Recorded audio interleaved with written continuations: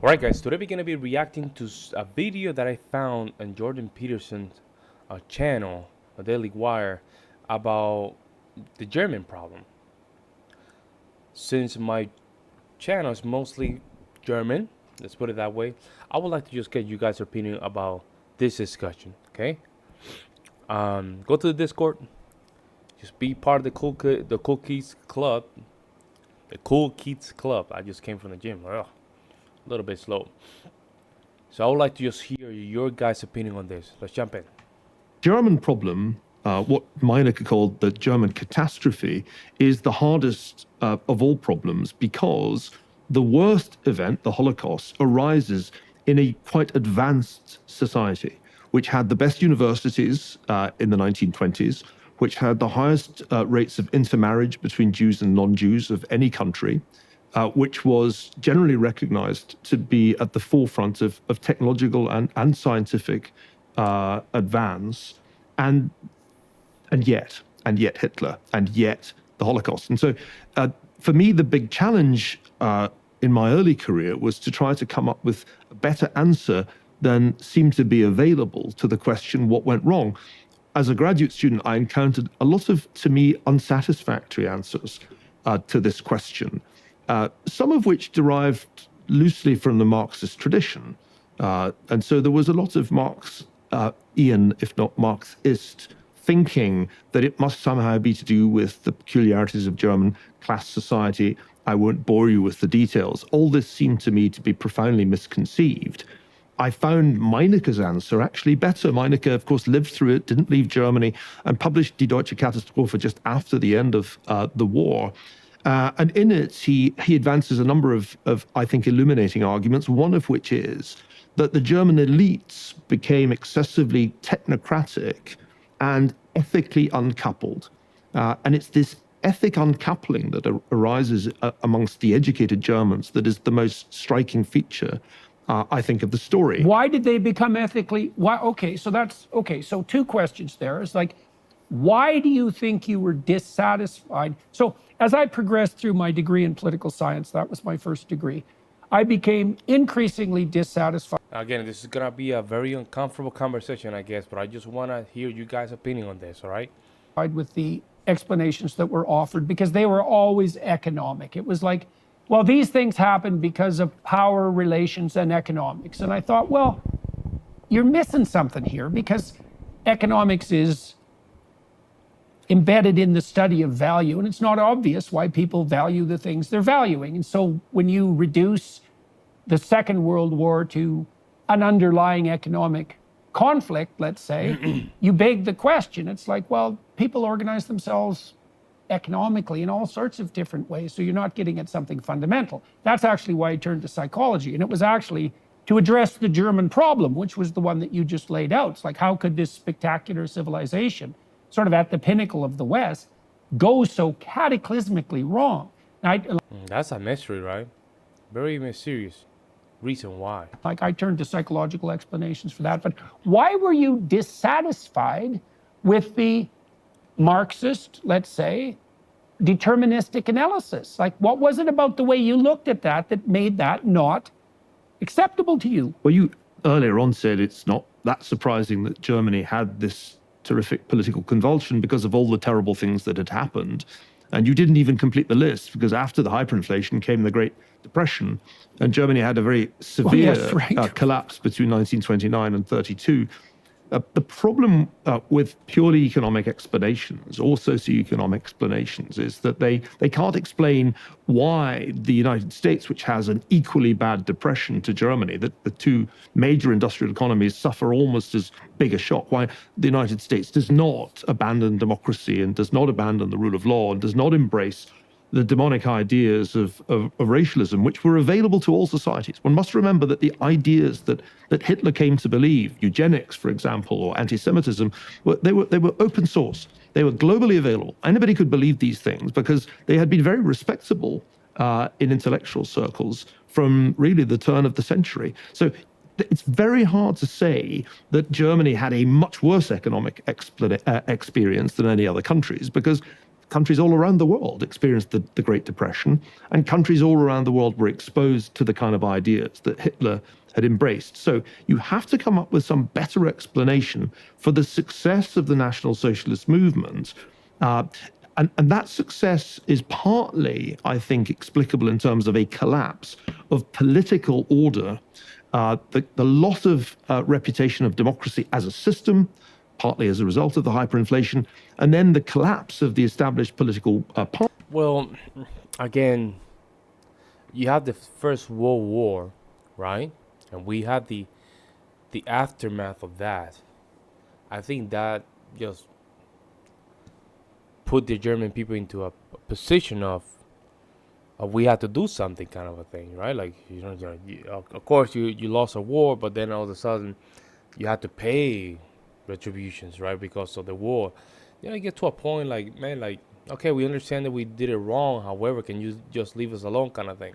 Parties Let me know if creating an opportunity for an entirely new kind of political movement, National Socialism, to sweep to power in the Depression. I don't think the kind of books I read as a graduate student came close to capturing the vital ingredient, and this is where we turn to Dostoevsky, namely the demonic nature of Adolf Hitler's appeal. And I think that the great failure of structural functionist approaches was to try to write Hitler out of the script as if it would all have happened without him. I remember Hans Mommsen, one of the doyens of the historical profession in Germany, saying his ambition was to write a history of the Third Reich in which the name Hitler didn't appear. And that just struck me as the reductio ad absurdum of structuralist thinking. Without Hitler, it doesn't happen the way it does, because Hitler has an awful charisma and an ability to tap into demonic strains in German culture. That's critical. Very few historians have written about that. I'll give you one honorable mention. Michael Burley's New History of the Third Reich is, I think, the only book that captures the enormous power of Hitler as a demonic and charismatic leader, capable of displacing Christian ethics. And that is the critical thing. Hitler calls on German society to renounce Christian ethics. And Did he? I know he was not a Christian person, but did he? that is why, by the early 1940s, educated German men are engaged in the kind of barbaric behavior that we... Nietzsche calls out the death of God in the mid-1800s, and we can make the case that that process cascades most effectively through Germany, maybe with France as a second-order competitor. Now, here's how Carl Jung explained what happened. Can I interrupt, Jordan? Because God was more thoroughly killed by the Bolsheviks than by any other regime. And it's actually very important that the great catastrophe of the Bolshevik Revolution happens first. At the heart of the great historical controversies in the 1980s was the extent to which... I forgot about the Bolshevik revolution. Yeah, I forgot about that. That's a good point.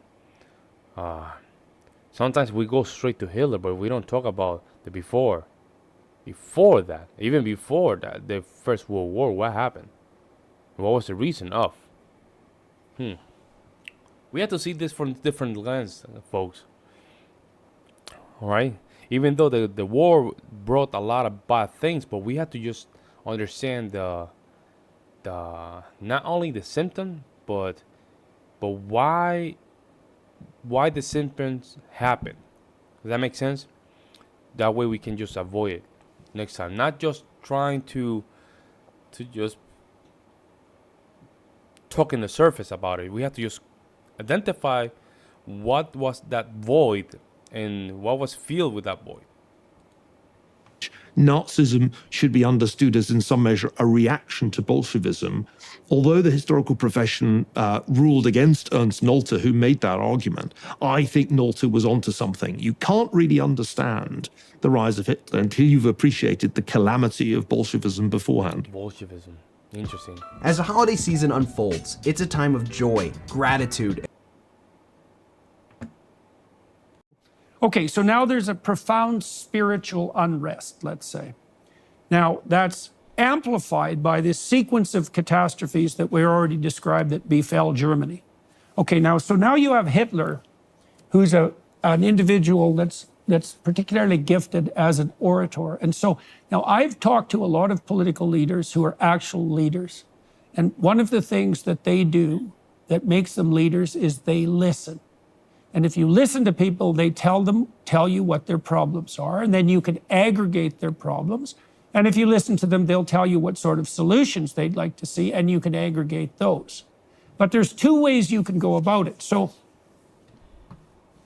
if you're a policeman and you grill a child about the sexual misbehavior of his teacher in the classroom, and you do that with enough seriousness, you can get perfectly healthy, unmolested children to come up with fantasies about mutilation and sexual misbehavior that are so brutal and all-encompassing, you'd have to believe they were real.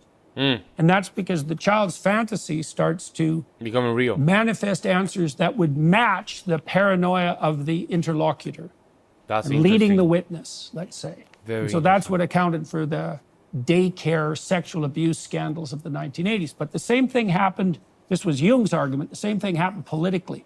So now you imagine you have this disaffected corporal who's got a gift for oration and who actually can pay attention. Now he's resentful and Yeah, that's what I'm saying. Like, there was something there that Hitler clearly identified and just captured it. And this might be the void that I'm talking about. That might be the void.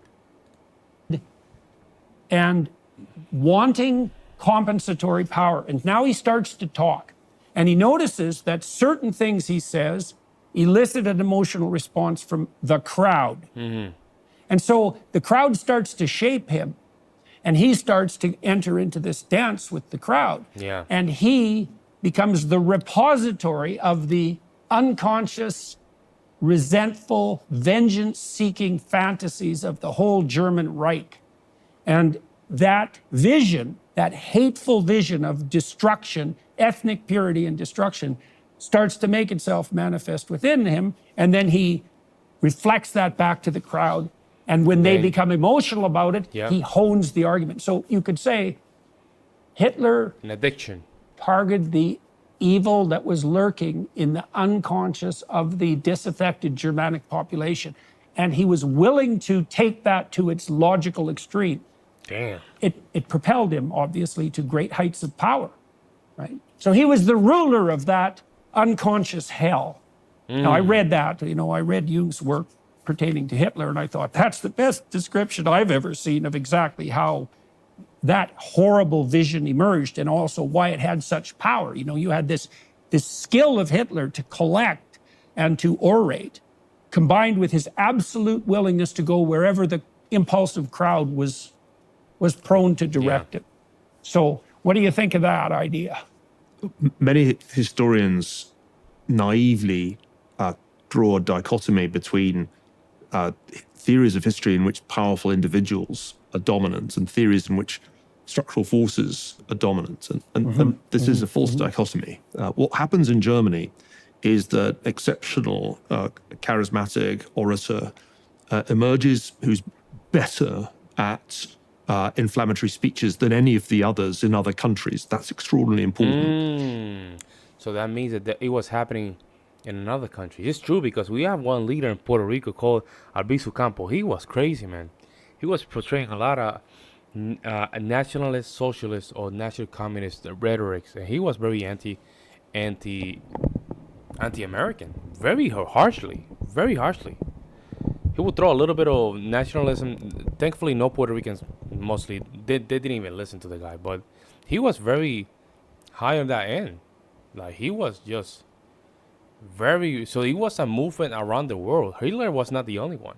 He was the only one that managed to just get it together, but there was a bunch of them around the world. He has this indefinable charisma, this star quality, but at the same time, a social network of National Socialism spreads very rapidly through Germany from its embryonic state in the early 1920s to being an extraordinarily powerful movement by 1932-33. And that's not entirely down to Hitler. And this is a process we still don't understand very well. It's how Nazism goes viral, to use modern terminology. Of course, they didn't have the internet then. They had radios, they had cinemas, they had newspapers, but we can trace the viral spread of National Socialism as an ideology through the very rapid exponential growth of Nazi membership in the critical elections of the early 1930s. And you need both to explain this phenomenon. You used the Jungian term collective unconsciousness. No, I think Hitler articulated conscious fears and conscious causes of anger amongst Germans. It wasn't that unconscious. And the critical thing you have to do if you're trying to explain this to young people is you have to make them watch a Hitler speech. And you have to make them watch the whole thing. Wow. Because a Hitler speech was a performance of almost operatic duration. Nowadays, typically, it's very hard to find Hitler clips online. They've been to a large extent taken down compared with when I was teaching at Harvard. See, and this is not good, man. Because then we don't know how a monster looks. Right? I don't know. What do you guys think on that? Harvard, when you could get really quite long clips and show people, but it's very hard to get an entire speech. And if you don't have an entire speech, you don't see how it works. And you don't see why the crescendo, which if you watch it in isolation seems mad, in context, took the crowd to a fever pitch that we really haven't seen since. So demagogy is something we have to understand. We also have to understand that all societies have the propensity to be led into unfreedom. It is not some peculiarity of German society. This guy is on fire, man. This guy is smart as hell. Hinted at earlier, it is possible for all free societies to be seduced by a demagogue and then kept in unfreedom by a fatal combination. Prosperity, that the Nazi economy was much more successful than the Weimar economy. Propaganda, Goebbels was a genius, an evil genius in this field. And then coercion. The regime became progressively more coercive over time. It used terror initially in a targeted way, by the end in a blanket way. And these three forces together can subjugate even the most advanced society. It is unfortunate that this lesson is not taught in more universities in North America and I would say throughout the Anglosphere, because we don't teach this, unfortunately, a generation has arisen that doesn't understand and that's what we did in the 80s and the 90s. We just took everything out, and because of the fear that another leader might just rise up similar to him. So we said, you know what, let's take all this stuff out. Instead of saying, like, this is how bad things can be, we don't, take care of things. And this can happen in any part of the world, even in the United States, mind you. Engages in behavior that is at least susceptible to totalitarian leadership, seduction, and coercion. Wow, that was amazing. Yeah, this was a little bit on the controversial side, but this is a very important to recognize and understand why Germany is the nation that it is today and what was before, where it came from, right? I don't think, when it comes down to Hitler, Hitler was only one leader compared to thousands of others or hundreds of others leaders trying to get to the same spot, because it was very common during that time. It was common in the Caribbean. It was common in South America. It was common even in Africa. It was very common, folks. This is the only thing it was Hitler. What Hitler did was to get it right. That's what it was. Well, let me know, you guys from Germany. Let me know what you guys think about this opinion regarding Jordan Peterson and the guy here. I would like to hear you guys' opinion. In the meantime, I'll see you in the next one.